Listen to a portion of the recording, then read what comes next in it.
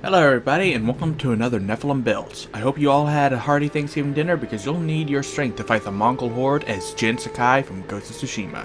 As always, keep in mind that these videos are about capturing the spirit of the characters rather than capturing all of their abilities perfectly. With that said, let's start with ability scores. Jin is simultaneously the greatest warrior on Tsushima and a literal proto-shinobi, so clearly the 15 is going to dexterity. He's also tough enough to survive falling off a cliff and even shrug off his own poison. You know, the stuff that kills a man in seconds, so Constitution gets the 14. He's also smart enough to reverse engineer the Mongols' explosives and turn them into tools for himself, so the 13 will go into intelligence. We'll put the 12 into wisdom since Jin knows the importance of self-care and appreciating the scenery. The 10 will go into charisma. We don't actually need it for anything, but that ass will not be denied.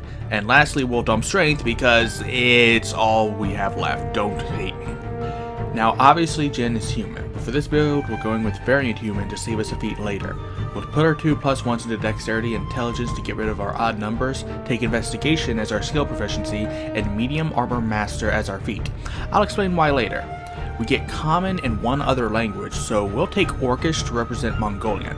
Not because they're big and stupid, but because they're highly brutal, surprisingly cunning, and not to be underestimated. He's a noble, so we'll take the noble background, giving us history and persuasion and one gaming set. We'll take chess because it's the closest thing to shogi, and no, I don't care if it actually existed back then. Katanas didn't either. We also get one extra language. It's not accurate to the character, but we're going to give him Sylvan because kami and yokai are basically Japanese fae. Yes, that is a gross oversimplification, but I don't have time to go into the complexities of Japanese folklore. That's Gaijin Goomba's job. Now finally on to class, and we are going to start with Fighter. We'll have proficiency in Strength and Constitution saving throws, and we'll take Acrobatics and Athletics for our skills. We are proficient in all the armor, plus shields, and all the weapons. We get a fighting style at level 1, which we'll take defense for reasons I'll explain later. We also get Second Wind as our resolve healing. At level 2, we get Action Surge, and then at level 3, we get our Martial Archetype. And obviously, we're going to go with Samurai. Is it the strongest fighter subclass? No, that would be Battlemaster. But Samurai is the most accurate to the character. That said, I believe in flavor over feature. You don't have to actually be a samurai to be a samurai. So feel free to pick Battlemaster anyway. From Samurai, we get proficiency in either Performance, Insight, History, or Persuasion. The last two we already have.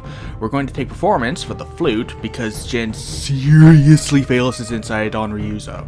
We also get Fighting Spirit, which kind of works as a secondary resolve heal. Also the advantage thing.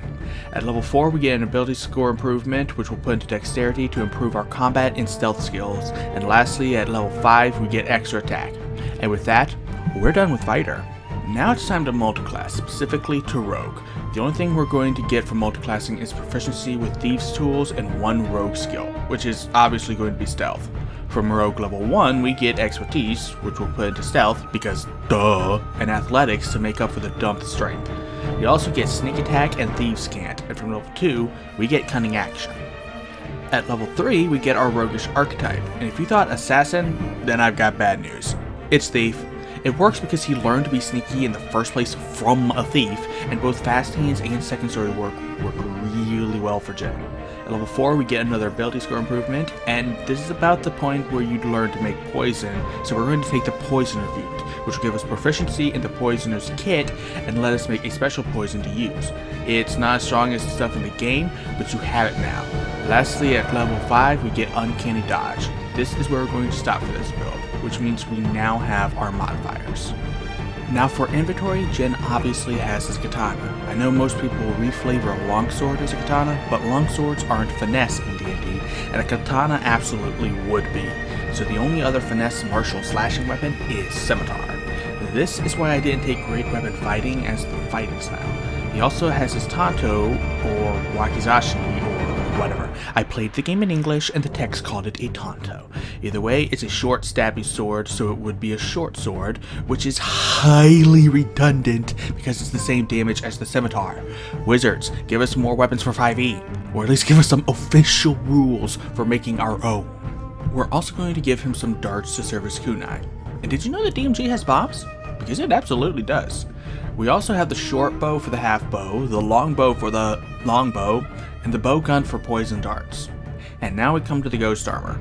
You might think it's some kind of light armor, and the first form of it probably would be, but the iconic look clearly incorporates a breastplate, which is what we're going to pick.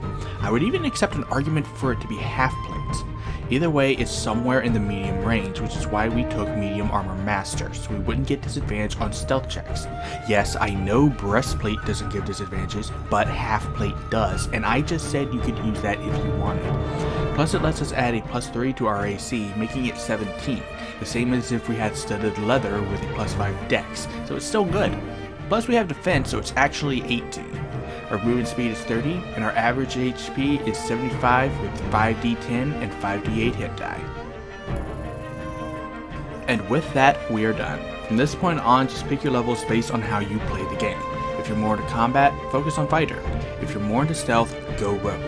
Also, I didn't include it in this build because it doesn't fit the character and would require a higher wisdom, but if you take 3 levels into Kensei Monk, you'll be able to take an actual longsword as your Kensei weapon and use it with your dex. Boom, a proper katana.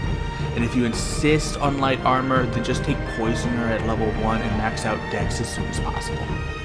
Thank you all so much, and not just for watching this video. We broke 100 subscribers between this and Zagre's video. As of me recording this, we are at 106, and it might even be more by tomorrow when I upload this.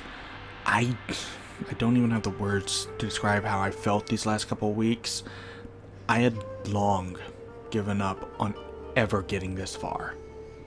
You guys have given me hope again. So, to commemorate this achievement, I'm going to be doing something special for the next video. I'm not going to say who it is, but let's just say it's going to be legendary.